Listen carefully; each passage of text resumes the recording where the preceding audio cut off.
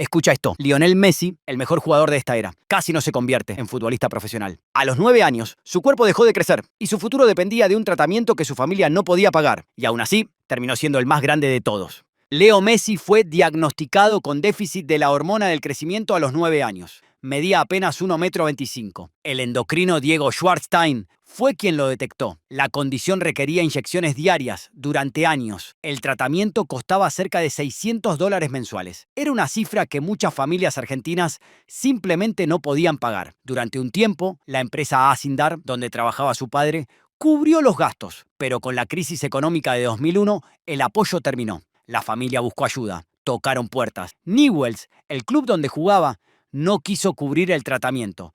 River Plate también se negó. Messi seguía regateando, marcando goles y destacando en cada categoría. Pero su futuro estaba detenido por una aguja y por la negativa de quienes veían su talento, pero no estaban dispuestos a apostar por él. Cada noche se inyectaba la hormona él mismo, alternando de pierna.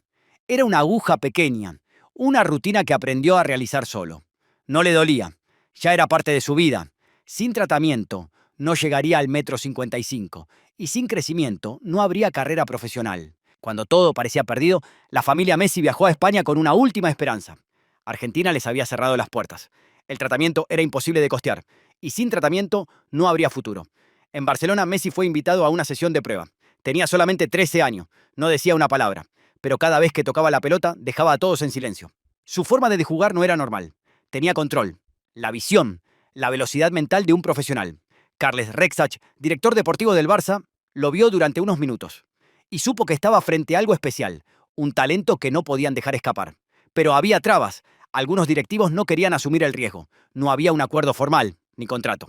Era solo un niño extranjero, con un problema de salud y muchas dudas alrededor.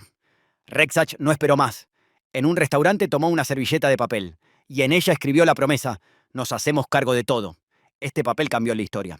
Fue la primera firma no oficial de Messi, porque lo que Argentina rechazó, Barcelona lo adoptó. La familia se instaló en Cataluña. El club se hizo cargo del tratamiento. Messi empezó a entrenar en La Masía, rodeado de chicos mayores y más grandes.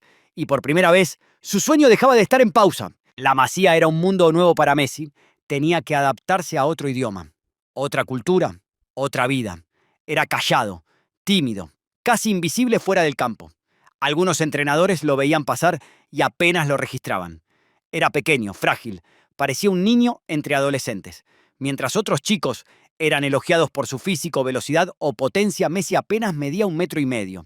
Había dirigentes que pensaban que no aguantaría el ritmo europeo, pero todo cambiaba cuando entraba a la cancha. No hablaba, pero con la pelota en los pies hablaba más claro que nadie. Controlaba el ritmo, hacía que el resto pareciera ir en cámara lenta.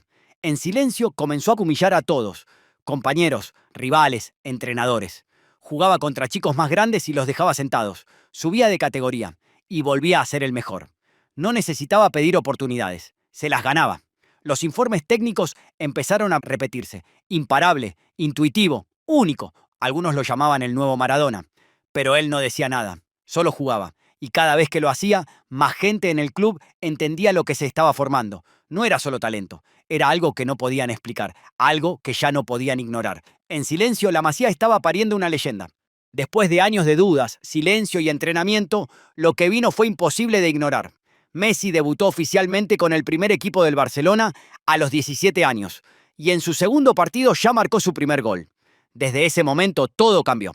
En poco tiempo pasó de ser un juvenil desconocido a convertirse en el jugador más determinante del planeta. Con el Barcelona lo ganó absolutamente todo. 10 ligas, 7 Copas del Rey, 4 Champions League, 3 Supercopas de Europa y 3 Mundiales de Clubes. Fue el líder de la era dorada del club, el eje del famoso tridente con Xavi e Iniesta y la pieza clave del equipo que ganó el sextete en 2009 bajo Pep Guardiola, algo que ningún club en la historia había conseguido. Fue máximo goleador de la Liga 9 veces, máximo asistente en múltiples temporadas y marcó 91 goles en un solo año calendario, batiendo un récord histórico. Ganó 8 Balones de Oro, 6 Botas de Oro, fue elegido mejor jugador del mundo en casi todas las competiciones que disputó y se convirtió en el máximo goleador histórico del FC Barcelona y también de la selección argentina. Cada año parecía su mejor versión y, sin embargo, al siguiente la superaba. Messi no solo era el mejor, jugaba distinto. No corría, flotaba. no peleaba el balón, lo dominaba. No era fuerza, era arte.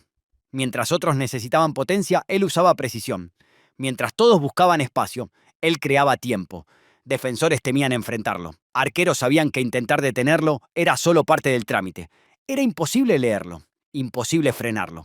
Lo que comenzó con una servilleta firmada en un restaurante terminó en el legado futbolístico más grande del siglo XXI. Messi no jugó al fútbol, Messi lo reinventó.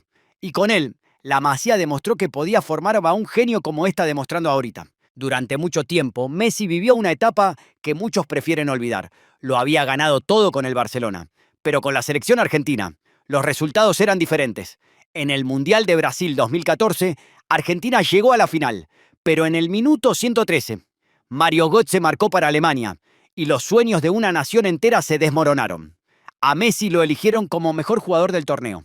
Un año después, jugaron la Copa América, volvieron a llegar a la final. Otra vez derrota, esta vez por penales contra Chile. En 2016, la historia se repitió. Misma final, mismo rival, mismo resultado.